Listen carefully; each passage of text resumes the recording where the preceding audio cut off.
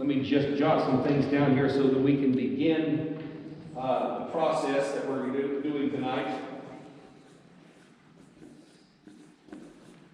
We're going to be talking about taming the passions, what it means to be a normal Orthodox Christian. And make no mistake about it, ladies and gentlemen, this is exactly what we're going to be talking about tonight. We're going to be talking about normal Orthodox Christianity.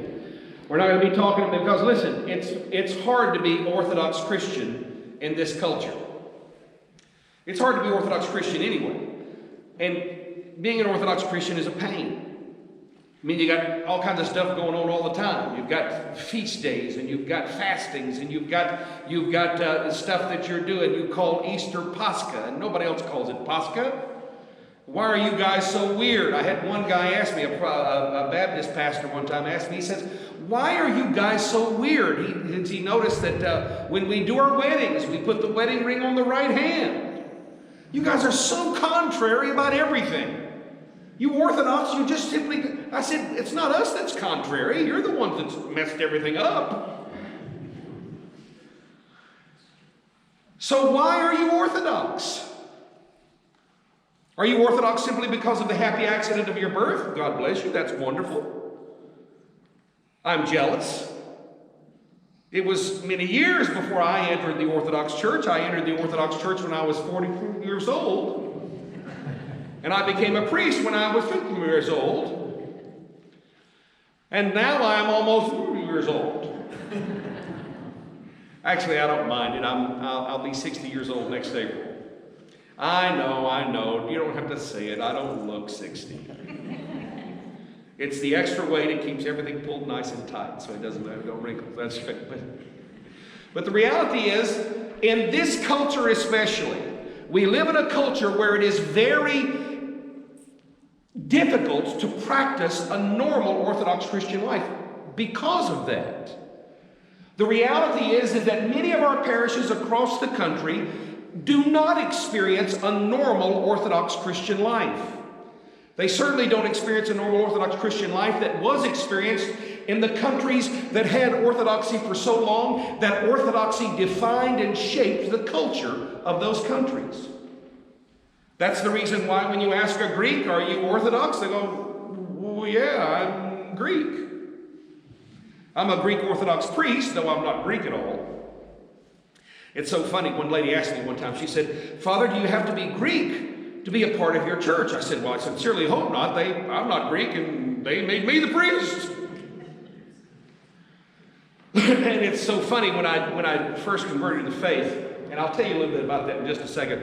When I first converted to the faith, my first coffee hour, I had a little yaya. And for those of you who don't know what yaya is a Greek grandmother. And this little yaya walked up to me and she saw my name tag and it said, Barnabas Powell. And it's not Powell. We didn't shorten it from Powellopoulos. It's just Powell. It's a Welsh name, basically, and my family is Welsh and Irish. Which is good because, the Welsh and Irish really only have one thing in common. We both hate the British. But no, that's bad. That's no good. So she saw the name tag, and she said, Powell is not a Greek name. I said, no, ma'am, I'm not Greek. I'm Welsh and Irish. That's my family background. She said, well, then, what are you doing here? Don't you have your own church to go to? And then I blew Yaya's mind. I looked at her and I said, oh dear, this is my church. What? Why? You see, Yaya was not upset that I was there. She told me later, she said, Barnabas, I'm Greek. I have no choice. I have to be here. I can't go anywhere else. Because I'm Greek, I must go to the Orthodox Church. But you don't have to do this. Why are you doing this to yourself? And that's a wonderful question to wrestle with. Why are you Orthodox? Why? Why aren't you something else? I mean, goodness gracious alive, it's not like we don't live in the capital of capitalistic religion and have it your way faith. And if you don't like any of the religions that are around, start your own. Be a good American entrepreneur. That's the culture we live in. Why are you Orthodox? Why are you doing this? Why are you what you are? Oh, well, I was raised that way. Great, wonderful. Can you explain to someone else why you're Orthodox? Oh, no.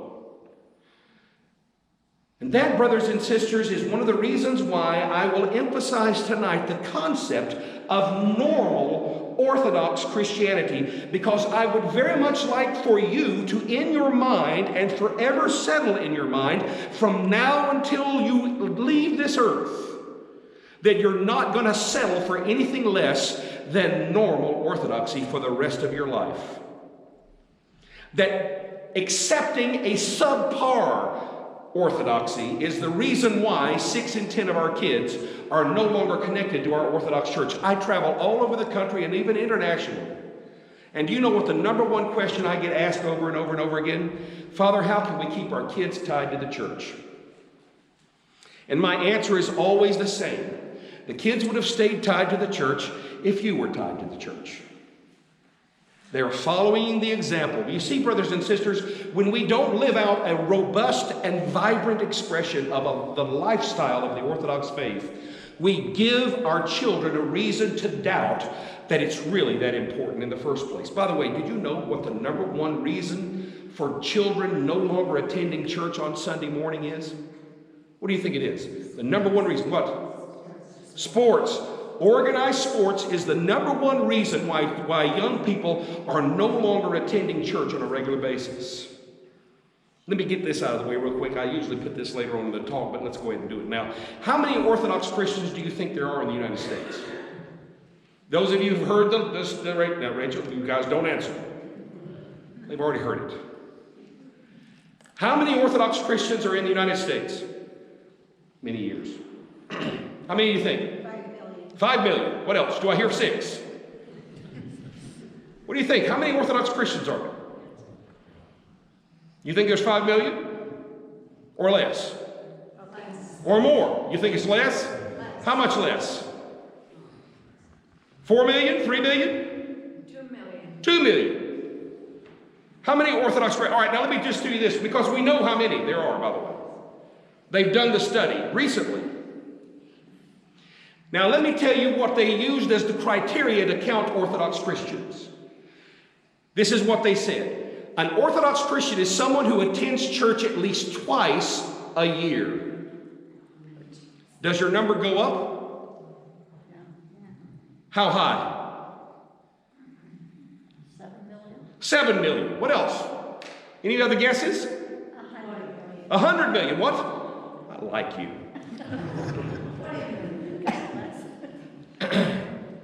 If we define Orthodox Christian, now I'm talking about Orthodox Christian, I'm not talking about the Greek Orthodox, the Russian Orthodox, I'm talking about the whole kit and caboodle, everybody. I tried to count the parakeets and the puppies, but they wouldn't let me do that. All Orthodox Christians in the United States of America, if we define an Orthodox Christian as someone who attends church twice a year, and you know who you are,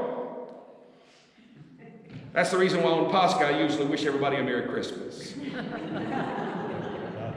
Because that's when I'll see them next. Well, most of them. Hey, listen, don't throw rocks. At least they're coming twice a year. Some folks don't come at all. Glory to God.